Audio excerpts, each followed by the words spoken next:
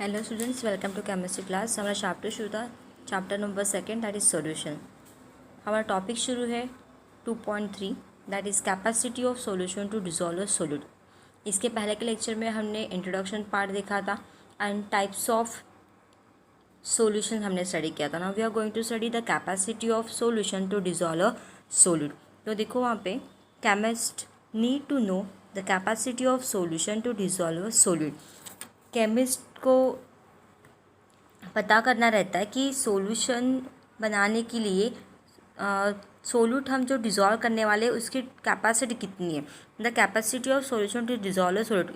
कोई भी सॉल्यूशन में सोल्यूट को डिज़ोल्व करना है तो उस सॉल्यूशन की सोल्यूट को डिज़ोल्व करने की कैपेसिटी कितनी है, सॉल्यूशन कितना सोल्यूट को डिज़ोल्व कर सकता है और कितना नहीं कर सकता, ये केमिस्ट को पता करना इम्पॉर्टेंट होता है। Suppose that a solute is added to a solvent. अगर हमने सॉल्वेंट को सॉल्वेंट में ऐड कर दिया तो इट डिज़ोल्व्स रेडिली एट फर्स्ट। सबसे पहले क्या होगा कि वो रेडिली डिज़ोल्व हो जाएगा, ठीक है, क्योंकि हम सपोज हमने एग्जांपल है कि 1 लीटर ऑफ वाटर लिया, उसमें 1 टीस्पून ऑफ शुगर डाल दिया तो वो मिक्स हो जाएगा, वो डिज़ोल्व हो जाएगा, ठीक है। And the dissolution then slow down as more solute is added. आपने फिर से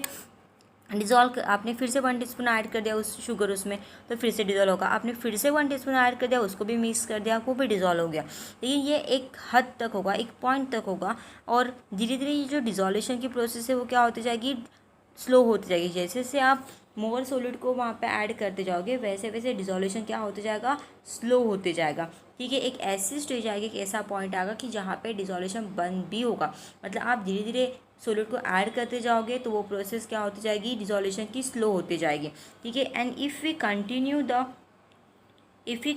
the addition of solute the dissolution stop. अगर आपने सोल्यूट के एडिशन को कंटिन्यू रखा तो डिज़ोल्यूशन होना बंद हो जाएगा, डिज़ोल्यूशन स्टॉप होगा and the solution at this point is said to be a saturated, ठीक है। और जिस पॉइंट पे आपका सोल्यूट डिज़ोल्व होना बंद हो जाएगा, डिज़ोल्यूशन स्टॉप हो जाएगा, उस पॉइंट को हम बोलेंगे सैचुरेटेड सॉल्यूशन। समझ में आया? आप सोल्यूट को ऐड करते जाओगे, धीरे धीरे उसको मिक्स करते जाओगे, उसका डिज़ोल्यूशन करते जाओगे तो वो डिज़ोल्व होगा।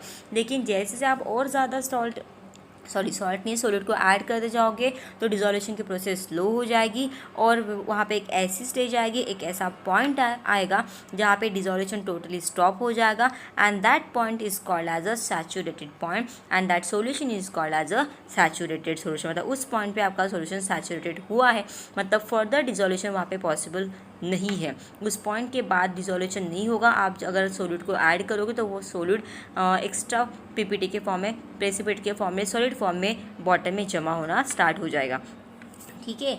और वहाँ पे इसके बाद दिया कि a dynamic equilibrium can be reach where, या वहाँ उस केस में उस सैचुरेटेड सॉल्यूशन में डायनामिक इक्विलिब्रियम अटेन होगा, रीच होगा कब, जब number of solute molecule leaving the crystal to pass into the solution is equal to the number of returning from the solution to the crystal. इसमें दिया कि उस saturated solution में dynamic equilibrium reach होगा, कब रीच होगा, जब solute के मॉलिक्यूल उस क्रिस्टल से निकल के सॉल्यूशन में ऐड हो रहे, उसका नंबर, सपोज अगर मैंने कहा कि 10 ग्राम इतना सोल्यूट क्रिस्टल से निकल के सॉल्यूशन में डिज़ोल्व हो रहा है तो उतने ही 10 ग्राम के जो सोल्यूट के पार्टिकल्स है वो फिर से रिटर्न निकलेंगे सॉल्यूशन से और वो क्रिस्टल में कन्वर्ट हो जाएंगे। अगर ऐसी स्टेज वहाँ पे आती है, जितने सोल्यूट के पार्टिकल डिज़ोल्व हुए हैं उतने ही सोल्यूट के पार्टिकल आपको क्रिस्टल फॉर्म में फिर से वापस मिलते हैं, तो उस केस में हम बोलते हैं कि वहाँ पे डायनामिक इक्विलिब्रियम अटेन हुआ है। क्लियर हो गया? तो थोड़ा सा अंडरस्टैंड करना पड़ेगा, थोड़ा कन्फ्यूजिंग पार्ट है बट आप याद रखो, ठीक है। डायनेमिक इक्विलिब्रियम क्या है? डायनेमिक इक्विलिब्रियम कब रीच होता है? जब सोल्यूट के पार्टिकल क्रिस्टल को छोड़ के सोल्यूट के क्रिस्टल्स सॉलिड को छोड़ के धीरे धीरे करके सॉल्यूशन में मिक्स हो जाते हैं, तो वे उतने ही नंबर ऑफ क्रिस्टल्स फिर से सॉल्यूशन से निकल के वापस क्रिस्टल में कन्वर्ट होते हैं, तो उस स्टेज को हम बोलते हैं डायनेमिक इक्विलिब्रियम। वो भी दोनों का नंबर इक्वल रहेगा, ठीक है। जितने सॉलिड में डिजोल्व होते हैं उतने ही आपको वापस भी मिलेंगे, तो that is called as a dynamic equilibrium, ठीक है। तो वहाँ पे दिया है, मतलब ये जो दिया है सोल्यूट प्लस सॉल्वेंट को मिक्स करोगे तो उसका डिज़ोल्यूशन होगा, डिज़ोल्यूशन होकर आपको क्या मिलेगा, सॉल्यूशन मिलेगा। फिर सॉल्यूशन में क्या होगा कि क्रिस्टलाइजेशन स्टार्ट होगा, मतलब जितना सॉल्यूट डिजॉल्व हुआ है उतना ही अमाउंट का सॉल्यूट आपको फिर से रिटर्न मिलेगा, क्रिस्टल फॉर्म में मिलेगा, तो उसको बोलेंगे क्रिस्टलाइजेशन। ठीक है, क्योंकि जनरली ऐसा होता है कि बहुत सारे कंपाउंड क्रिस्टलाइजेशन शो करते हैं कि आप उसको वाटर में डिजॉल्व करो, उसको फिर हीटिंग के लिए रख दो, तो वो जो लिक्विड मटेरियल है वो हाफ होने तक उसको हीट करो, फिर उसको एज इट इज़ स्टैंड करके रख दो कुछ टाइम के लिए, तो वो वाटर अपने आप इवापोरेट होके फिर से वो क्रिस्टल में कन्वर्ट हो जाता है। तो एक ऐसी स्टेज जहाँ पे जितना सॉल्यूट आपने डिजॉल्व किया है उतना अगर आपको वापस मिल रहा है तो that's called as a dynamic equilibrium. और ये सैचुरेटेड सॉल्यूशन के केस में होता है, और ये अप्लीकेबल है, बेस्ट अप्लीकेबल है फॉर बेंजोइक एसिड।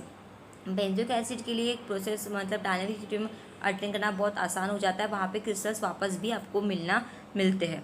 ठीक है, देन उसके बाद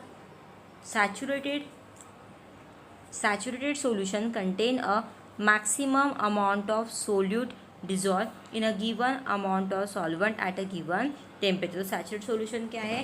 सैचुरेटेड सॉल्यूशन में सोल्यूट की मैक्सिमम अमाउंट डिजॉल्व रहती है, ठीक है, in a given amount of solvent. जैसे मैंने कहा कि 1 लीटर ऑफ सॉल्वेंट है और उस 1 लीटर सॉल्वेंट में मैंने मैक्सिमम अमाउंट जो है सॉल्यूट का वो डिज़ोल्व कर दिया, तो वो बन गया आपका सैचुरेटेड सॉल्यूशन। मतलब सैचुरेटेड सॉल्यूशन में क्या रहता है?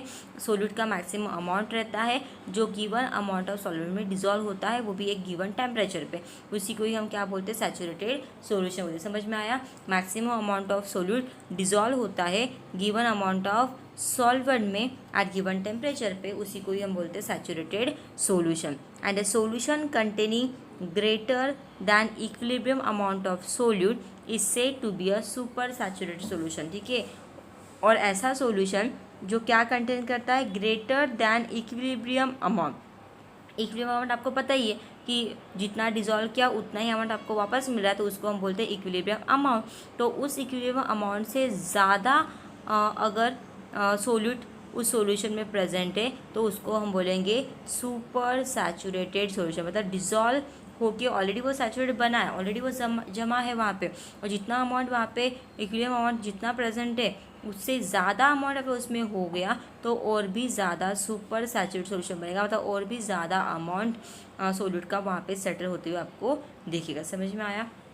सैचुरेटेड में ऑलरेडी वो कंपाउंड वहाँ पे अनडिजॉल्व फॉर्म में पीपीटी के फॉर्म में वहाँ पे सेटल रहता है, लेकिन सुपर सैचुरेटेड बनाने के लिए हम उसको थोड़ा सा हीट करते हैं, हीट करेगा उसको और डिजॉल्व करते हैं, और मतलब हीटिंग करने की वजह से थोड़ा बहुत सॉलिड उसमें डिजॉल्व होता है, तो वो जो सॉल्यूशन बन जाता है उसको बोलते हैं सुपर सैचुरेटेड सॉल्यूशन।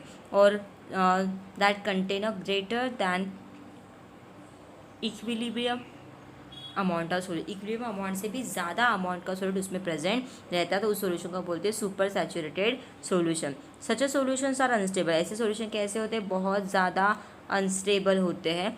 ठीक है, and the precipitations occurs by the addition of tiny crystal of solute. अगर आपने बाहर से एक छोटा सा क्रिस्टल अगर आपके कंटेनर में आपने ऐड कर दिया तो वो जो सॉल्यूशन के पार्टिकल्स है वो फिर से क्रिस्टल फॉर्म में कन्वर्ट होना स्टार्ट हो जाता है, और वो हमें क्रिस्टल्स फिर से वापस मिलते। कब? जब आप बाहर से सुपर सैचुरेटेड सॉल्यूशन है उसमें अगर हमने बाहर से टाइनी क्रिस्टल को ऐड कर दिया तो अंदर के क्रिस्टल्स को वो फिर से अपने पास वापस लेके आता है, मतलब उसका सॉलिडिफिकेशन करने के लिए हेल्प करता है। समझ में आया ना? तो इसके में पीपीटी फॉर्म होना स्टार्ट होता है। Precipitation occur by addition of tiny crystal of solute and then super saturated solution changes to saturated solution. अगर आप ऐसा करते हो कि ऑलरेडी आपका सुपर सैचुरेशन बन गया है, अगर आप उसमें फर्दर टाइनी क्रिस्टल्स ऐड करोगे तो आपके सॉल्यूट के पार्टिकल्स आपको वापस मिल जाएंगे। ठीक है, और वो जो सॉल्यूशन जो सुपर सैचुरेटेड सॉल्यूशन था वो फिर से आपका सैचुरेट में कन्वर्ट हो जाएगा। ठीक है, so precipitation occur by the addition of tiny crystals of solute का टाइनी क्रिस्टल ऐड करने से प्रेसिपिटेशन ऑकर होता है। ठीक है, and super saturated solution change होता है सैचुरेटेड सॉल्यूशन में। Then next is the solubility. Solubility क्या होता है? Solubility of a solute is its amount per unit volume of the saturated solution. ठीक है, ये अगर आपको देखना है तो हमारे पास सैचुरेटेड सॉल्यूशन है, राइट। अब ये जो पूरा सैचुरेटेड सॉल्यूशन है उस सैचुरेटेड सॉल्यूशन का यूनिट वॉल्यूम, ठीक है, सैचुरेट सॉल्यूशन है और सैचुरेट सॉल्यूशन का यूनिट वॉल्यूम जो है उस यूनिट वॉल्यूम में जितना अमाउंट आपके सॉल्यूट का प्रेजेंट है वही उसकी क्या होती है सॉल्युबिलिटी। मतलब इस यूनिट वॉल्यूम में जितना अमाउंट डिजॉल्व होगा that gives the solubility of that solution, उसकी हमें सॉल्युबिलिटी मिलेगी। ठीक है, सॉल्युबिलिटी क्या होता है कि टोटल सैचुरेट सॉल्यूशन में से उस यूनिट वॉल्यूम में मतलब पर यूनिट वॉल्यूम में कितना सॉल्यूट का अमाउंट प्रेजेंट है दैट गिव्स अ सॉल्युबिलिटी, वो भी एट स्पेसिफिक टेम्परेचर के ऊपर। मतलब without temperature it's not possible. Specific temperature पे जितना यूनिट वॉल्यूम में अमाउंट सॉलिड होता है, सॉलिबिलिटी शो करता है, मतलब सॉल्युबल होता है सॉलिड, तो उसको हम बोलते हैं सॉल्युबिलिटी। ठीक है, मतलब पर यूनिट वॉल्यूम वहाँ पे रहेगा। The solubility of solid is its maximum concentration. Solubility जो होती है सॉलिड की वो उसका मैक्सिमम कॉन्सेंट्रेशन। ये तो आपको पता है कि आप अगर सॉलिड को डिजॉल्व कर रहे हो, सॉल्युबल कर रहे हो, तो उसका कॉन्सेंट्रेशन मैक्सिमम रहेगा ही। And express in concentration unit, ठीक है, उसको हम उसके मैक्सिमम कॉन्सेंट्रेशन को हम यूनिट में भी एक्सप्रेस करेंगे, दैट इज़ मोल। ठीक है, मोल लीटर इनवर्स क्या है उसका यूनिट है, किसका मोल लीटर इनवर्स जो है it's a unit of concentration, जिसका कॉन्सेंट्रेशन बहुत ज़्यादा मैक्सिमम है और वो सॉल्युबिलिटी शो करता है। सिंपल टर्म है, सॉल्युबिलिटी आपको समझ में आएगा। यूनिट वॉल्यूम जो है सैचुरेट सॉल्यूशन उसमें उस यूनिट वॉल्यूम में जितना सॉल्यूट प्रेजेंट है अमाउंट का दैट गिव्स द सॉल्युबिलिटी। उसके बाद सॉल्युबिलिटी जो होती है सॉल्यूट की वो मैक्सिमम कॉन्सेंट्रेशन होता है। मतलब सॉल्युबिलिटी मतलब कि सॉल्यूट मैक्सिमम अमाउंट में उस सॉल्यूशन में प्रेजेंट होता है और वो एक्सप्रेस करते हैं हम in concentration of mole litre inverse. ठीक है, उसके कॉन्सेंट्रेशन के अमाउंट को हम किस में लिख सकते हैं, मोल लीटर इनवर्स में लिख सकते हैं। ठीक है,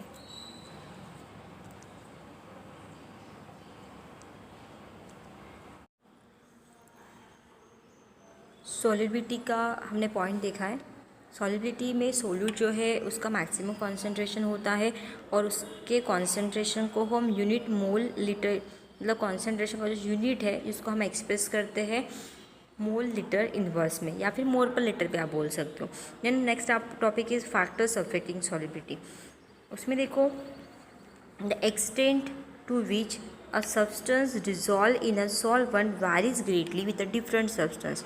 उसमें दिया है कि जनरली हम सब्सटेंस को डिज़ोल्व करते हैं सॉल्वेंट में तो उनका जो एक्सटेंट है सॉल्युबिलिटी का वो ग्रेटली वैरी होता है डिफरेंट सब्सटेंस के साथ। मतलब सब्सटेंस अगर डिफरेंट है तो 100% सॉल्युबिलिटी भी डिफरेंट रहेगी, क्योंकि अलग अलग सब्सटेंस अलग अलग एक्सटेंट पे डिज़ोल्व होते हैं, इसलिए सभी सब्सटेंस की जो सॉल्युबल होने की जो एक्सटेंट है वो वैरी करेगी और अलग अलग रहेगी।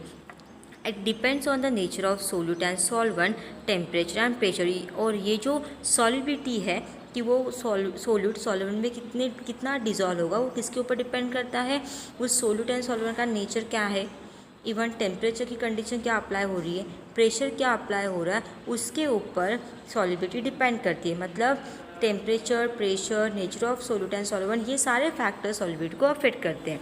तो वो कैसे अफेक्ट करेंगे उसमें से हम फर्स्ट देखेंगे nature of solute and solvent. अब ये nature of solute and solvent कैसे अफेक्ट करेगा सॉल्युबिलिटी को वो हमें देखना है। Generally the compound with the similar chemical characters are more readily soluble in each other than those with entirely different chemical character। उसका कहना ये है कि जो केमिकल कंपाउंड या का केमिकल कैरेक्टर सिमिलर होता है वो इजीली सॉल्युबल हो जाते। मतलब सेम केमिकल नेचर के जो कंपाउंड्स होते हैं जिनका chemical character, chemical nature, chemical property same होती है वो कंपाउंड सॉल्वेंट में आराम से सॉल्युबल होते हैं। या फिर आप ये बोल सकते हो कि सोल्यूट एंड सॉल्वेंट इन दोनों का केमिकल कैरेक्टर अगर सेम है, किसका, सोल्यूट प्लस सॉल्वेंट इन दोनों का केमिकल कैरेक्टर अगर सेम है तो उनकी सॉल्युबिलिटी भी अच्छी रहेगी या फिर वो आराम से एक दूसरे में इजीली सॉल्युबल हो जाएंगे। ठीक है, मतलब केमिकल कैरेक्टर सेम है, लेकिन अगर केमिकल कैरेक्टर उनका डिफरेंट है तो उनकी सॉल्युबिलिटी प्रॉपर नहीं रहेगी या फिर वो इजीली एक दूसरे में सॉल्युबल नहीं होंगे, मिक्स नहीं होंगे। And the saying that like dissolves like guides to predict the solubility of solute in a given solvent. अब लाइक डिजॉल्व्स लाइक्स मतलब क्या कि दोनों का केमिकल कैरेक्टर सेम है। सपोज अगर सॉल्यूट आपका पोलर है तो सॉल्वेंट भी पोलर है, तो उनमें भी सॉल्युबिलिटी इजीली हो सकती है। मतलब डिसॉल्व मतलब सोलेंट एंड सॉल्यूट इनका नेचर सेम रहेगा। पोलर नेचर के दोनों भी है तो सॉल्युबिलिटी ज़्यादा रहेगी। दोनों नॉन पोलर नेचर के, सॉल्यूट भी नॉन पोलर है, सॉल्वेंट भी नॉन पोलर है, तो भी उनका नेचर सेम रहेगा। सॉरी, उनका नेचर नहीं, उनकी सॉल्युबिलिटी जो है वो ज़्यादा अच्छी रहेगी, या फिर वो इजीली सॉल्युबल हो जाएंगे। अगर दोनों पोलर नेचर के हैं या फिर दोनों भी नॉन पोलर नेचर के, तो देन उनकी सॉल्युबिलिटी प्रॉपर हो सकती है, वो एक दूसरे में इजीली सॉल्युबल हो सकते हैं। और the substance having the similar intermolecular forces are likely to be soluble in each other. इसमें दिया है कि सब्सटेंस जिनमें इंटरमोलिकुलर फोर्सेस भी सेम है तो are likely to be soluble in each other, वो भी एक दूसरे में इजीली सॉल्युबल होते। कि मतलब सोल्यूट का और सॉल्वेंट इन दोनों का इंटरमोलिकुलर फोर्स उनके बीच में जो है वो अगर सेम है तो भी सॉल्युबिलिटी जो है वो इंक्रीज होती है। तो ये भी आपको याद रखना है कि सब्सटेंस या फिर सोल्यूट एंड सॉल्वेंट जिनका इंटरमोलिकुलर फोर्सेस जो है वो सिमिलर है तो उनकी भी सॉल्युबिलिटी ज़्यादा रहती है। मतलब हमें 3 पॉइंट समझ में आ गए। एक तो नेचर जो है वो भी सेम है, ठीक है, नेचर सेम है मतलब क्या, मतलब केमिकल कैरेक्टर सेम है उनका, मतलब पोलर नेचर दोनों का भी तो भी सॉल्युबिलिटी है, नॉन पोलर नेचर है तो भी सॉल्युबल होता है। या फिर उनके बीच में अगर इंटरमोलिकुलर फोर्सेस जो है, मतलब सोल्यूट के इंटरमोलिकुलर फोर्सेस एंड सॉल्वेंट के इंटरमोलिकुलर फोर्सेस वो अगर सेम है तो भी उसकी सॉल्युबिलिटी ज़्यादा रहती है।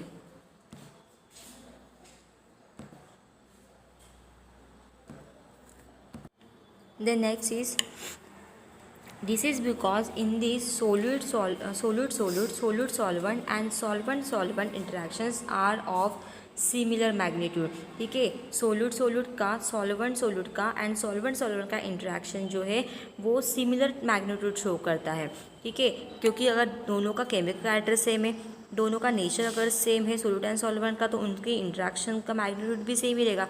जितना मैग्नीट्यूड सोल्यूट इंटरेक्शन रहेगा उतना ही सोल्यूट सॉल्वेंट का रहेगा, उतना ही सॉल्वेंट का भी रहेगा, तो उनका मैग्नीट्यूड सेम रहेगा, जिसकी वजह से उसकी सॉल्युबिलिटी क्या होती है, इंक्रीज होती है। For example is given NaCl जो है वो वाटर में डिज़ोल्व होता है, ठीक है। NaCl क्या होता है, वाटर में डिज़ोल्व होता है। और NaCl में भी NaCl जब वाटर में डिज़ोल्व होता है उसमें भी हमें 3 टाइप के इंटरेक्शन देखने को मिलते हैं। अब कौन से 3 टाइप के इंटरेक्शन है जो आपको देखने को मिलते हैं, ठीक है।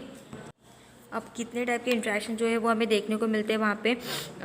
NaCl को जब हम डिज़ोल्व करते हैं तो Na+ और Cl- इन दोनों के बीच में आयन इंटरेक्शन होता है, क्योंकि Na+ भी आयन है एंड Cl- भी आयन है, तो Na+ आयन और Cl- इनके बीच में क्या होता है, NaCl को जब हम वाटर में डिज़ोल्व करते हैं तो हमें इंटरेक्शन पता चल गया। एक मैंने बता दिया Na+ और Cl- इनके बीच में इंटरेक्शन होता है। दूसरा जो इंटरेक्शन होता है वो Na+ का वाटर के साथ, Cl- का भी वाटर के साथ, ये एक टाइप का इंटरेक्शन है। देन उसके बाद वाटर के मॉलिक्यूल जो एक सॉल्वेंट में रहते हैं तो उनके बीच में भी हाइड्रोजन बॉन्डिंग होता है, ये भी एक टाइप का इंटरेक्शन है। तो सोल्यूट इनके बीच में इंटरेक्शन हो गया, सोल्यूट सॉल्वेंट इनके बीच में भी इंटरेक्शन हो गया, इवन सॉल्वेंट इनके बीच में भी इंटरेक्शन हो गया। और इस इंटरेक्शन का मैग्नीट्यूड सिमिलर होने की वजह से NaCl जो है वो इजीली वाटर में सॉल्युबल हो जाता है, ठीक है। तो आपको इंटरेक्शन समझ में आ गए। इवन आयन के बीच में भी इंटरेक्शन होगा, Na+ और Cl- इनके बीच में भी आयनिक इंटरेक्शन है, आयन इंटरेक्शन है। Na+ और वाटर के बीच में आयन डाइपोल इंटरेक्शन है, Cl- और वाटर के बीच में आयन डाइपोल इंटरेक्शन है, और H2 और H2 के बीच में हाइड्रोजन बॉन्डिंग टाइप का इंटरेक्शन है। और इन सब का मैग्नीट्यूड सेम होने की वजह से NaCl वाटर में आराम से सॉल्युबल हो जाता है, ठीक है। Another example is given there, that is non polar का, ठीक है। नॉन पोलर ऑर्गेनिक कंपाउंड जो होते हैं लाइक कोलेस्ट्रॉल, वो भी नॉन पोलर सॉल्वेंट में मतलब बेंजीन में डिजोल्व होता है। मतलब कोलेस्ट्रॉल आराम से बेंजीन में डिजोल्व होता है, क्योंकि कोलेस्ट्रॉल भी नॉन पोलर है और बेंजीन भी नॉन पोलर सॉल्वेंट है, इसलिए दोनों का डिजोल्यूशन आराम से होता है और कोलेस्ट्रॉल आराम से सॉल्युबल हो जाता है बेंजीन में, because both are of non polar type. And then next example is given about the sugar भी डिजोल्व होता है वाटर में, ठीक है। अब शुगर वाटर में डिज़ोल्व इजीली हो जाता है, अब आपको पता ही है क्योंकि हम डेली लाइफ में वही देखते हैं। अब ये जो डिज़ोल्यूशन है शुगर का वाटर में वो क्यों होता है, is due to intermolecular hydrogen bonding between sugar and water. जैसे ही आप शुगर को वाटर में ऐड करते हो तो शुगर और वाटर, इनके बीच में क्या होता है, इंटरमॉलिक्यूलर हाइड्रोजन बॉन्डिंग फॉर्म होता है और उसी इंटरमॉलिक्यूलर हाइड्रोजन बॉन्डिंग से वो सॉल्युबल होता है। अगर आपने कोई कंपाउंड को वाटर में ऐड कर दिया और वो एज इट इज़ है, मतलब उसका डिजोल्यूशन नहीं हुआ, इसका मतलब क्या हुआ कि उस सोल्यूट ने वाटर के साथ हाइड्रोजन बॉन्डिंग नहीं बना पाया। मतलब ये अगर हाइड्रोजन बॉन्ड उसके साथ नहीं बना पाता तो ये इसमें सॉल्युबल नहीं होगा। लेकिन सोल्यूट ने अगर वाटर के साथ बॉन्ड बना लिया, मतलब उसमें सॉल्युबिलिटी प्रेजेंट है, वो कंपाउंड वाटर में सॉल्युबल हो गया, हम ऐसा कंसिडर कर सकते हैं। ठीक है, तो सॉल्युबल होने के लिए कोई भी सब्सटेंस को वाटर में सॉल्युबल होने के लिए वाटर के साथ बॉन्ड बनाना ज़रूरी है, हाइड्रोजन बॉन्ड, देन ओनली उसकी सॉल्युबिलिटी रहेगी। तो इसीलिए शुगर भी हाइड्रोजन बॉन्ड बनाता है वाटर मॉलिक्यूल के साथ, इसकी वजह से शुगर वाटर में इजीली डिजॉल्व हो जाता है। Effect of temperature on solubility. How solubility of substance changes with temperature depend on enthalpy of solution. Solubility जो है सब्सटेंस की वो चेंज होती है with respect to temperature.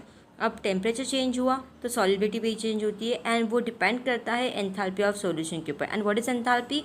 Enthalpy is nothing but the heat changes that occurring during the process या फिर कोई भी रिएक्शन के टाइम पे जो हीट के चेंजेस होते हैं, ठीक है, वही उसी को ही हम बोलते हैं एंथैल्पी। तो सॉलिबिलिटी जो है कैसे चेंज होती है टेम्परेचर के साथ, वो हमें देखना है और वो डिपेंड करता है एंथैल्पी ऑफ सॉल्यूशन के ऊपर। मतलब एंथैल्पी ऑफ सॉल्यूशन के बेसिस पे टेम्परेचर के साथ साथ सॉलिबिलिटी कैसे चेंज होती है सब्सटेंस की, वो हमें यहाँ पे स्टडी करना है। देन उसके बाद देखो, many solids for example KCl dissolve in a water bye endothermic process. आपको पता है कि बहुत सारे सॉलिड, जैसे KCl का एग्जांपल दिया है, वो क्या होते हैं, वाटर में डिज़ोल्व होते हैं। ठीक है, हम उसको क्या करते हैं, वाटर में डिज़ोल्व करते। KCl एक बीकर लिया है उसमें वाटर लिया है, ठीक है, और उसमें हमने क्या ऐड कर दिया, KCl ऐड कर दिया। तो KCl जो है वो कंपाउंड डिज़ोल्व होगा वाटर में by which process, by endothermic process. कौन से प्रोसेस से? Endothermic process, that is with the absorption of heat. सबसे इंपॉर्टेंट चीज़ क्या है कि एंडोथर्मिक प्रोसेस मतलब क्या होता है, जहाँ पे हीट का एब्सॉर्प्शन होता है। वो पूरे इसमें ढूंढना।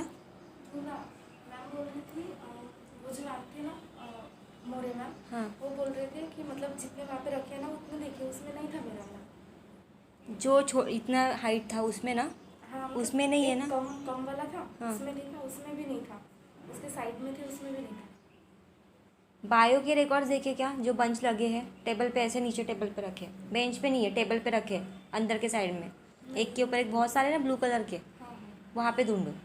पूरे नाम ही ढूंढना है, अंदर खोल के देखना नहीं, नाम लिखे हैं वहाँ पे, खोल के वहीं पे रखते जाना, साइड वाले डेस्क पे रखते जाओ, एक नाम देखो तुम्हारा, अगर हो सकता है मिसप्लेस हो गया होगा तो वहाँ पे।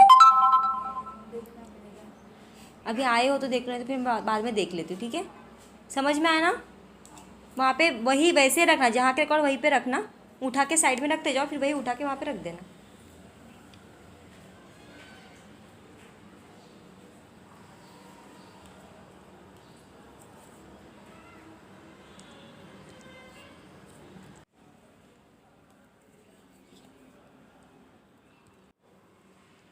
सो एक्सोथर्मिक प्रोसेस में आपको याद रखना है कि एक्सोथर्मिक प्रोसेस में सॉलिबिलिटी जो है वो डिक्रीज़ होती है विद इंक्रीज ऑफ टेम्परेचर। एक बार फिर से बता देती हूँ कि एक्सोथर्मिक प्रोसेस में आप टेम्परेचर अप्लाई कर रहे हो, बट एक्स्ट्रा हीट वहाँ पे प्रोड्यूस नहीं होती है, क्योंकि वहाँ से हीट रिलीज़ होती है, क्योंकि एक्सोथर्मिक प्रोसेस में मोस्टली हीट बाहर सिस्टम से निकल जाती है, तो उसके वजह से वहाँ पे हीट बाहर रिलीज़ हो जाती है, एक्स्ट्रा हीट वहाँ पे रहती नहीं है। जो भी टेम्परेचर वहाँ पे दे रहे तो वो इंक्रीज़ जो है वो आप टेम्परेचर तो वहाँ पे उस सिस्टम को दोगे, बट एक्सोथर्मिक प्रोसेस में हीट रिलीज़ होने की वजह से वहाँ पे सॉलिबिलिटी क्या होती है, डिक्रीज़ होती है। देन उसके बाद देखो, the substance such as a calcium chloride, Li2SO4H2O और CaCl2, ये जो सब्सटेंस है वो डिज़ोल्व होते हैं किसमें, वाटर में, रिलीजिंग हीट। ठीक है, ये सब्सटेंस भी क्या होते हैं, एंडोथर्मिक प्रोसेस से डिज़ोल्व होते हैं। मतलब CaCl2 को हम वाटर में डिज़ोल्व कर देंगे तो वो भी हीट रिलीज़ करता है, ठीक है, मतलब वो एक्सोथर्मिक प्रोसेस है। इवन Li2SO4H2O, ये भी सब्सटेंस को वाटर में डिज़ोल्व करो तो ये भी हीट रिलीज़ करता है, ठीक है। अब इसके बाद देखो next point, it is important to understand there is no direct relationship between solubility and exothermicity और एंडोथर्मिसिटी। इसके पहले वाला जो पॉइंट आपको मैंने अभी बताया उसमें मैंने कहा कि CaCl2 Li2 सॉरी CaCl2 और Li2SO4 इसको वाटर में डिज़ोल्व करने के बाद ये क्या करते, हीट को रिलीज़ करते, मतलब ये प्रोसेस कौन सी है, एक्सोथर्मिक है। ठीक है। अब एक्सोथर्मिक है तो उसमें सॉल्बिडिटी 100% कैसे रहेगी, कम रहेगी, वो डिक्रीज़ होगी। और इसके बाद ये दो पॉइंट हो गए आपके एक्सोथर्मिसिटी और एंडोथर्मिक के। ठीक है। बट इसमें एक और पॉइंट आपको दिया है बाद में कि हमें ये भी ध्यान में रखना, अंडरस्टैंड करना इम्पॉर्टेंट है कि सॉलिबिलिटी और एक्सोथर्मिसिटी और एंडोथर्मिसिटी इनके बीच में कोई भी डायरेक्ट रिलेशन नहीं है। ऐसा नहीं है कि एक्सोथर्मिसिटी है, एक्सोथर्मिक है मतलब वहाँ पे सॉलिबिलिटी डिक्रीज़ होगी, एंडोथर्मिक है तो वहाँ पे सॉलिबिलिटी इंक्रीज़ ही होगी, ऐसा नेसेसरी नहीं है। ये चेंज भी हो सकता है, क्योंकि अभी जो मैंने दो पॉइंट बताया उसमें मैंने यही बताया था कि एंडोथर्मिक प्रोसेस है तो 100% सॉलिबिलिटी इंक्रीज़ होगी, क्योंकि वहाँ पर टेम्परेचर इंक्रीज़ होने से एंडोथर्मिक प्रोसेस में सॉलिबिलिटी भी इंक्रीज़ होती है।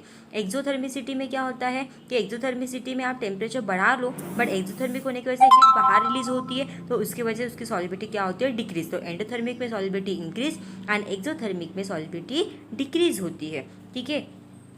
अब एक्चुअली इस रूल के अकॉर्डिंग अगर सॉलिबिलिटी के साथ कंपेयर करो तो ये रूल अगर आप सबके लिए अप्लाई करो तो ये पॉसिबल नहीं है कि वो रूल सबके के लिए अप्लाई हो। ठीक है। इसीलिए वहाँ पे दिया कि सॉलिबिलिटी और एक्सोथर्मिसिटी और एंडोथर्मिसिटी इनके बीच में कोई भी डायरेक्ट रिलेशन नहीं है। वो एक्सप्लेन करने के लिए आपको एग्जांपल दिया, देखो dissolution of calcium chloride in water is exothermic. Calcium chloride को वाटर में डिसॉल्व करो तो वो प्रोसेस कैसी है, एक्सोथर्मिक है। और NH4NO3 ये जो प्रोसेस है वो प्रोसेस कैसी है, एंडोथर्मिक है। And the solubility of this increases with the temperature. But इसमें पॉइंट क्या दिया है कि एक एक्सोथर्मिक है एक एंडोथर्मिक है, फिर भी टेम्परेचर इंक्रीज होने की वजह से सॉलिबिलिटी दोनों की ही इंक्रीज हो रही है। इसका मतलब ऐसा नेसेसरी नहीं है कि सॉलिबिलिटी बढ़ाने के लिए प्रोसेस एंडोथर्मिक ही होनी चाहिए, वो एक्सोथर्मिक रही तो भी सॉलिबिलिटी इंक्रीज हो सकती है विथ इंक्रीज ना टेम्परेचर। मतलब ऐसा कोई कंपल्शन नहीं है कि सॉलिबिलिटी बढ़ाने के लिए एंडोथर्मिक होना ज़रूरी है। एक्सोथर्मिक प्रोसेस भी सॉलिबिलिटी इंक्रीज कर सकती है विथ इंक्रीज ना टेम्परेचर। इसलिए वहाँ पे दिया कि सॉलिबिलिटी, एक्सोथर्मिसिटी और एंडोथर्मिसिटी इनके बीच में कोई भी डायरेक्ट रिलेशन नहीं है। ठीक है। Then next point is figure 2.1 shows that the result of experimental determination of solubility of some ionic solid in water at various temperature। आप अलग अलग टेम्परेचर पे कुछ आयनिक सॉलिड की सॉलिबिलिटी आप डिटरमाइन कर सकते हो, वो भी एक्सपेरिमेंटली, और उसका रिजल्ट हमें in the form of graph दिया है फिगर नंबर 2.1 में। ठीक है। दैट मीन्स कि figure 0.1 shows the result of experimental determination of solubilities of some ionic solid in water at various temperature। मतलब हम कुछ आयनिक सॉलिड लेंगे, उसको वाटर में डिज़ोल्व करेंगे एक अलग अलग या फिर वेरियस टेम्परेचर के ऊपर, और उसकी सॉलिबिलिटी हम डिटरमाइन करेंगे और उसका जो भी रिजल्ट आएगा वो हम ग्राफिकल मैनर में शो करेंगे, और वो आपको शो भी किया है। ठीक है। देखो यहाँ पे फिगर नंबर 2.1 उसमें बहुत सारे सॉल्ट के आपको सॉल्यूशंस दिए और उसका टेम्परेचर के साथ साथ सॉलिबिलिटी कैसे इंक्रीमेंट शो कर रही है वो भी आपको दिया है। देखो फर्स्ट पॉइंट उसमें आपको NaBr, NaCl और KCl के चेंजेस आपको देखने के लिए कहा है, और सॉलिबिलिटी जो है NaBr, NaCl और KCl इसकी चेंज होती है, बट कैसे, स्लाइटली चेंज होती है विथ टेम्परेचर के साथ। ठीक है। सॉलिबिलिटी क्या होती है, स्लाइटली चेंज होती है विथ टेम्परेचर। किस कौन से सब्सटेंस की, आयनिक सब्सटेंस की, sodium bromide NaBr, sodium chloride NaCl, potassium chloride KCl, इनकी जो सॉलिबिलिटी है वो सॉलिबिलिटी स्लाइटली चेंज होती है विथ टेम्परेचर के साथ। वो आपको ग्राफ में भी दिखेगा। ग्राफ में देखो NaBr है, KBr और KCl, ये जो तीन NaBr, KBr और जो KCl है तो इनके सॉलिबिलिटी में उतना चेंज आपको दिखेगा नहीं, उसमें स्लाइट चेंजेस हो रहे हैं। ठीक है। एग्जाम्पल में NaBr, NaCl और KCl के बारे में दिया। NaBr, NaCl और KCl इनका टेम्परेचर के साथ अगर आपने सॉलिबिलिटी अगर देखा तो उतना ज़्यादा वेरिएशन नहीं, उतना ज़्यादा उसमें इंक्रीमेंट नहीं है, वो स्लाइट चेंजेस शो करते हैं, थोड़ा बहुत उसका इंक्रीमेंट होगा टेम्परेचर बढ़ने की वजह से। ठीक है। देन उसके बाद नेक्स्ट जो दिया है example, it's of KNO3, NaNO3, and KBr। इसको अगर हम कंपेयर करें उनकी सॉलिबिलिटी को अप्रिशिएबली विथ इंक्रीजिंग टेम्परेचर, आपने अगर थोड़ा बहुत टेम्परेचर बढ़ा दिया और उनकी सॉलिबिलिटी को कंपेयर किया तो उनकी सॉलिबिलिटी भी जो चेंजेस शो करती है वो अप्रिशिएबल रहती है, या फिर उसकी सॉलिबिलिटी जो है वो अप्रिशिएबल इंक्रीज होती है। ठीक है, मतलब आप अप्रिशिएट कर सकते हो उसकी सॉलिबिलिटी को। देखो के कौन कौन से 3 एग्जाम्पल है, KNO3, NNO3 एंड KBr। ठीक है, दिस वन NNO3, ये KNO3 और ये KCl। तो ग्राफ में आपको यही दिख रहा है कि इनकी सॉलिबिलिटी में अप्रिशिएबल चेंज आपको देखने को मिलेगा। अप्रिशिएबल मतलब बहुत डिफरेंस है। जैसे KNO3 सबसे टॉप में उसकी जो सॉलिबिलिटी वो सबसे ज़्यादा है, हाई टेम्परेचर पे वो ज़्यादा सॉल्युबल हो जाता है। उसके बाद NaNO2 जो है इसकी जो सॉलिबिलिटी वो थोड़ी कम है विथ टेम्परेचर के साथ, और जो लास्ट में जो दिया है आपको दैट इज़ KBr, उसकी सॉलिबिलिटी ये थोड़ी कम है। मतलब जहाँ पे सॉलिबिलिटी जो है वो अप्रिशिएबली इंक्रीज होते जा रही है, ये इंक्रीजिंग मैनर में। सबसे पहला कम KBr, फिर जैसे टेम्परेचर बढ़ा दोगे NaNO2 सॉल्युबल होता है, उसके बाद फिर से टेम्परेचर बढ़ा दो तो KNO3 सॉल्युबल हो जाता है। तो सॉलिबिलिटी टेम्परेचर के साथ साथ क्या होती है, बढ़ती जाती है। Then last point is about the solubility of Na2SO4। तो Na2SO4 की जो सॉलिबिलिटी है वो ऑलवेज डिक्रीज होती है विथ इंक्रीज ऑफ टेम्परेचर। आप कितना भी टेम्परेचर बढ़ा दो तो इसकी सॉलिबिलिटी डिक्रीज ही होती है, और इसका तो कोई ग्राफ में कंपोनेंट दिया भी नहीं, मतलब Na2SO4 को ग्राफ में ड्रॉ भी करके दिया नहीं, क्योंकि उसकी सॉलिबिलिटी बहुत ही डिक्रीज होती है टेम्परेचर इंक्रीज करने की वजह से।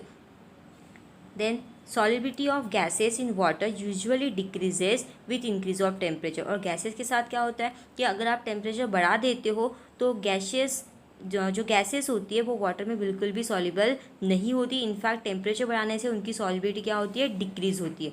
तो solubility of gases in water is usually decreases with increase of temperature. Temperature बढ़ाने से गैसेस की जो सॉलिबिलिटी होती है वाटर में वो ऑलवेज क्या होती है, डिक्रीज होती है। And when gases dissolve in water, अगर गैस डिजॉल्व भी हो गई वाटर में, ठीक है, तो गैस के मॉलिक्यूल उस लिक्विड फेज में कंडेंस हो जाते हैं।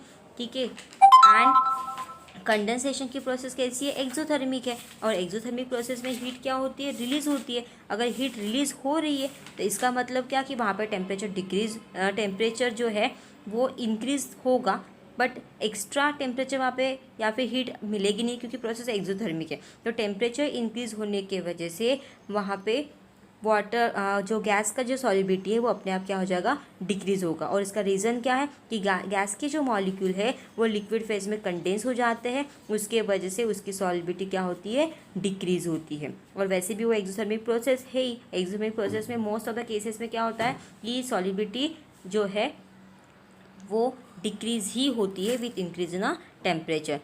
तो यही पॉइंट आपको लास्ट में दिया है, the solubility of gas in the water must decreases as temperature is raise. जैसे टेम्परेचर रेज होगा, बढ़ेगा, वैसे ही सॉलिबिलिटी गैसेस की क्या होगी, डिक्रीज होगी।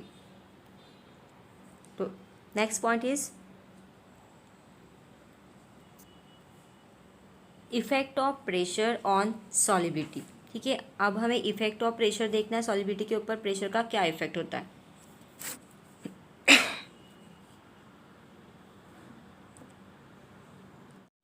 Effect of pressure on solubility. Pressure has no effect on solubilities of solid and liquid as they are incompressible. Pressure का solid और लिक्विड पे ऊपर कोई भी इफेक्ट नहीं होता, क्योंकि वो इनकम्प्रेसिबल होते हैं। सॉलिड के पार्टिकल्स बहुत ज़्यादा टाइटली हेल्ड होते हैं with the help of strong intermolecular forces. उसके वजह से आप उसके ऊपर कितना भी प्रेशर अप्लाई करो तो उसके पार्टिकल अपनी जगह छोड़ के मूव नहीं होते, मतलब वो इनकम्प्रेसिबल है। हाँ, लिक्विड की बात करेंगे तो लिक्विड में थोड़ा बहुत कंप्रेशन होता है, बट उतना नहीं होता। फिर भी गैस के कंपैरिजन में सॉलिड और लिक्विड में कंप्रेशन बहुत ही कम होता है, इनफैक्ट वो इनकम्प्रेसिबल है। इसके वजह से प्रेशर का इफेक्ट इसके ऊपर बिल्कुल भी नहीं होता। किसके ऊपर, सॉलिबिलिटी के ऊपर। मतलब pressure has no effect on solubility of solid and liquid as they are incompressible. Solubility जो है सॉलिड और लिक्विड की, इसके ऊपर प्रेशर का इफेक्ट नहीं होता as they are incompressible. But however the pressure greatly affect the solubility of gases in liquid. लेकिन गैसेस की अगर सॉलिबिलिटी हमें करनी है लिक्विड में तो प्रेशर का इफेक्ट बहुत ज़्यादा होता है। आपने देखा भी होगा कि जो मतलब हमारे डेली लाइफ का एग्जांपल है, जैसे एलपीजी गैस का सिलेंडर है तो उसमें जो गैस फिलअप की जाती है वो लिक्विड फॉर्म में फिलअप की जाती है, मतलब एक्चुअली वो गैसेस फॉर्म में रहता है पहले, लेकिन उसके ऊपर हम हाई प्रेशर अप्लाई करके उस गैस को लिक्विफाई करके हम उसको सिलेंडर में फिल करते हैं। और जैसे ही आप उसको यूज़ करते हो घर में, जैसे आप प्रेशर रिमूव करते हो तो वो जो लिक्विड है वो गैसेस फॉर्म में ही बाहर रिलीज होता है, बट उस सिलेंडर के अंदर जो स्टोर करके रखते हो वो लिक्विड फॉर्म में ही रहता है बिकॉज ऑफ हाई प्रेशर। और इसीलिए वहाँ पे दिया है कि प्रेशर का इफेक्ट गैसेस के ऊपर होता है, उसकी सॉलिबिलिटी के ऊपर होता है। जब अगर प्रेशर बढ़ा दिया तो गैस की सॉलिबिलिटी लिक्विड में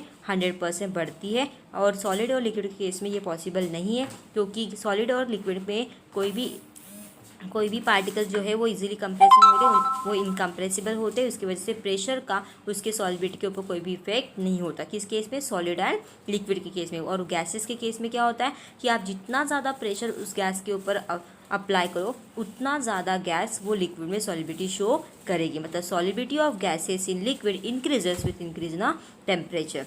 ओके, यही पॉइंट दिया है, the solubility of gases increases with increase the pressure. Pressure बढ़ाओगे तो सॉलिबिलिटी गैस की इंक्रीज ही होगी। And the quantitative relationship between the gas solubility in liquid and pressure is given by Henry law. और इनके बीच का जो क्वांटिटेटिव रिलेशनशिप है, किसके बीच का? Solubility in liquid, gas solubility in liquid, gas की सॉलिबिलिटी और प्रेशर, इन दोनों के बीच का जो रिलेशन है, क्वांटिटेटिव रिलेशन या फिर मैथमेटिकल रिलेशन जो है वो हेनरी लॉ ने दिया हुआ है। ठीक है,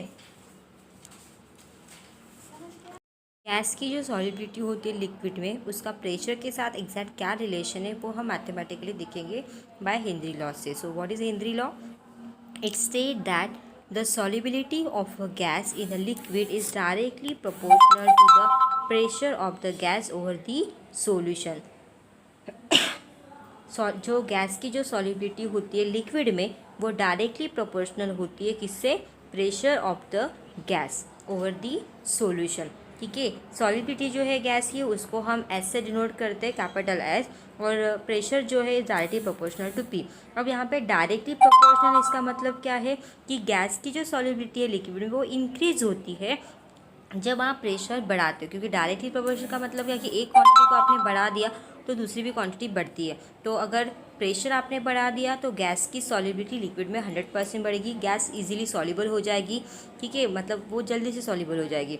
और अगर प्रेशर कम कर देते हो तो गैस कम सॉल्युबल होगी, मतलब उसकी सॉलिबिलिटी जो है उस गैस की लिक्विड में वो कम हो जाएगी, क्योंकि वहाँ पे डायरेक्टली प्रोपोर्शनल है।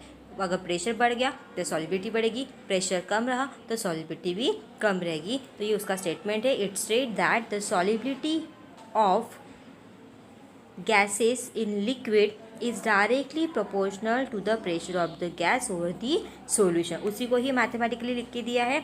सॉलिबिलिटी को हम एस से डिनोट करते हैं और प्रेशर को पी से डिनोट करते हैं। प्रेशर जो है it's a pressure of P, जो है it's a pressure of gas over the solution, gas का प्रेशर। ठीक है, और एस जो है गैस की सॉलिबिलिटी, और इस गैस कहाँ पे सॉल्युबल करना है? हमें लिक्विड में सॉल्युबल करना है। तो solubility of gas is directly proportional to the pressure of gas. अगर गैस के ऊपर का प्रेशर बढ़ा तो सॉलिबिलिटी बढ़ती है, प्रेशर कम हुआ तो सॉलिबिलिटी कम होती है। आपको पता है कि प्रोपोर्शनल साइन है अकॉर्डिंग टू मैथमेटिक्स। प्रेशर अगर आपके पास डायरेक्टली प्रोपोर्शनल का साइन है तो उसको हम रिमूव करते हैं और उसकी जगह पे हम क्या लेते हैं? कांस्टेंट लेते हैं। तो हमें यहाँ पे कौन सा कांस्टेंट लेना? के एच। वैसे तो हम के लेंगे, के जो है वो प्रोपोर्शनली कांस्टेंट है, बट यहाँ पे हेनरी ने दिया हुआ लॉ है तो उसको रिप्रेजेंट करने के लिए के एच लिखा, that is the Henry's law constant, आप इसको ऐसे बोल सकते हो। ठीक है, इन जनरल वो कांस्टेंट है, that is the proportionally constant, क्योंकि सॉलिबिलिटी डायरेक्टली प्रोपोर्शनल है प्रेशर से, तो उसको उसका जो डायरेक्टली प्रोपोर्शन है उसको रिमूव करने के लिए हमने क्या लिया? कांस्टेंट लिया, दैट इज़ के एच। उसको हम प्रोपोर्शनलिटी कांस्टेंट भी बोल सकते हैं या फिर उसको हम हेनरी लॉ कांस्टेंट भी बोल सकते हैं। ठीक है, व्हाट इज़ के एच? के H is the proportionality constant, या फिर उसको हम बोलेंगे हेनरी लॉ कांस्टेंट। एंड वहाँ पे एस आपको पता ही है, व्हाट इज़ एस? एस जो है it's a solubility of gas in mole litre inverse, या फिर मोल पर लीटर भी आप बोल सकते हो। ठीक है, मोल पर litre. S is the solubility of gas in moles per liter, that is nothing but a mole liter inverse, and the pressure P of the gas in a bar। और गैस का प्रेशर जो होता है और the solution वो किस में होता है? बार। तो आपको यूनिट ध्यान में रखने, सॉलिबिलिटी का यूनिट क्या है, मोल पर लीटर या फिर मोल लीटर इनवर्स बोल सकते हो, और प्रेशर का जो यूनिट है वो है बार, ये आपको दो याद रखना है। And KH it's a proportional constant जिसको हम हेनरी लॉस कांस्टेंट भी बोलते हैं। And the unit of KH, अब आपको यूनिट निकालना है किसका, KH का। अगर आपको KH के यूनिट निकालने हैं तो आपके पास क्या है, इक्वेशन है S is equal to KH into P।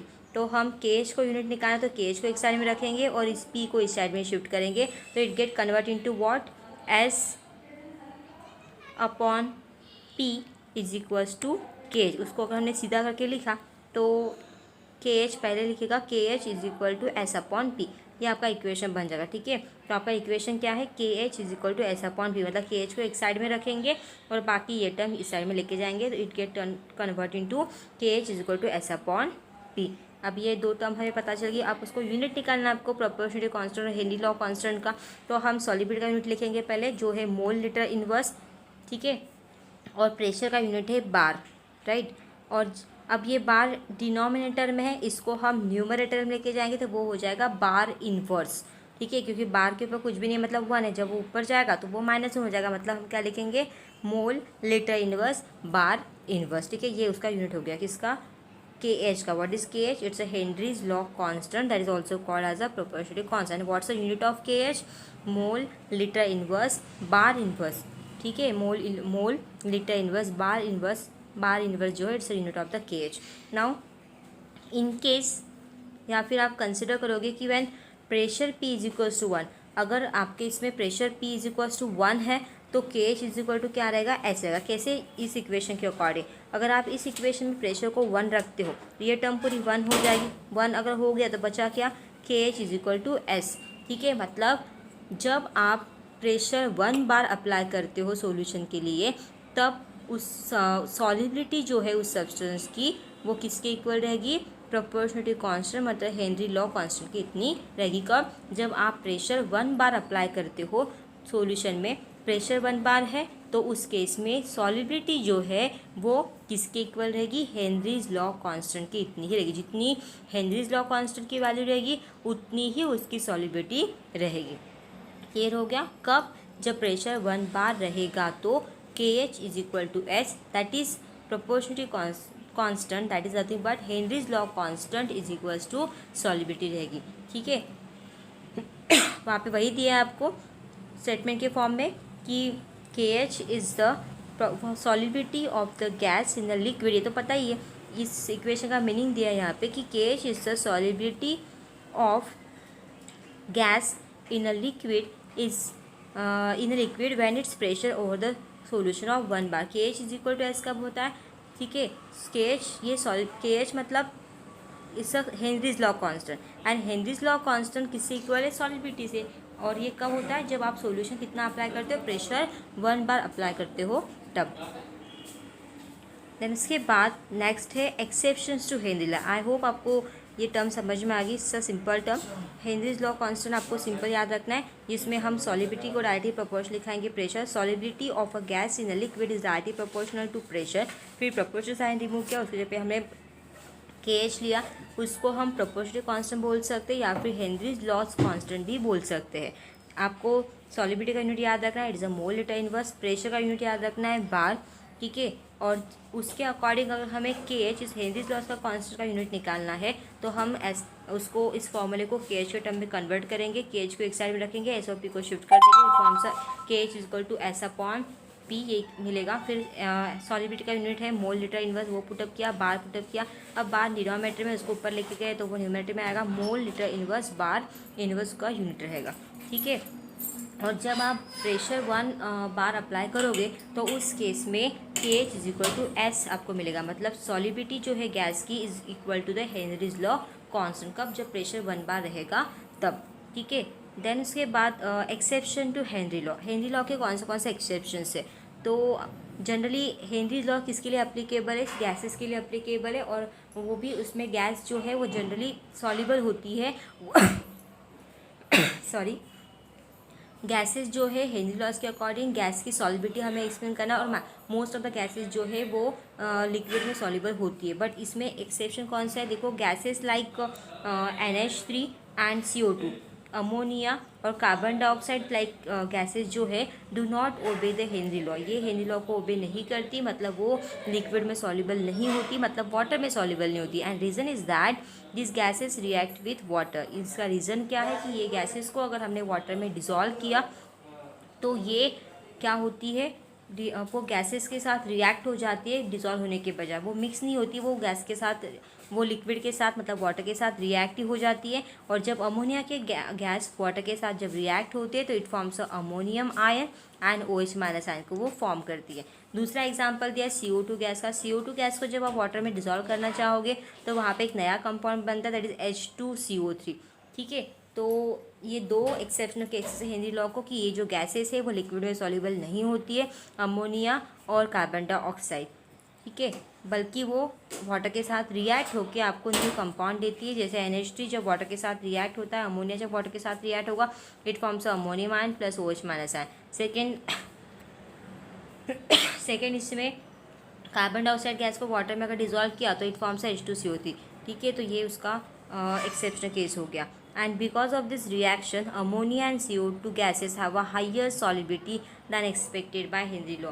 And इस रिएक्शन से हमें ये पता चलता है कि because of this reaction ammonia gas और CO2 गैस को सॉलिबिलिटी बहुत ज़्यादा होती है than expected by the Henry law. Henry law ने मतलब than expected by Henry law ने जितने एक्सपेक्ट किया था कि इतने इतने से वो सॉलिबिलिटी होगी, बट वो बल्कि बहुत ज़्यादा सॉल्युबल, वो हायर सॉल्युबिलिटी शो करता है क्योंकि वो वाटर के साथ टोटली रिएक्ट होता है, पूरा मिक्सिबल हो जाता है और न्यू कंपाउंड बनाता है।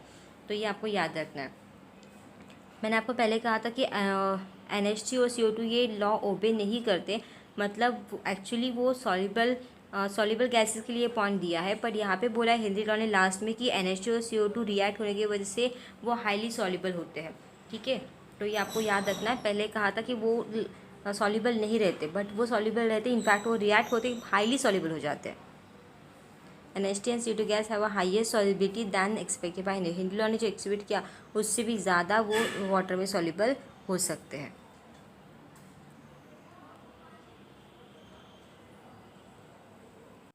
मतलब उसकी अगर वाटर के साथ रिएक्शन नहीं होती तो उसकी सॉल्युबिलिटी थोड़ी कम रहती, लेकिन वो वाटर के साथ रिएक्ट होने की वजह से उसकी सॉल्युबिलिटी और भी ज़्यादा बढ़ जाती है। ठीक है, expected by the than expected by the Henry law, मतलब हेनरी लॉ ने जितना एक्सपेक्ट किया उससे भी ज़्यादा सॉल्युबिलिटी, क्योंकि वो डायरेक्टली वाटर के साथ क्या हो जाता है, रिएक्ट ही हो जाता है, इसलिए।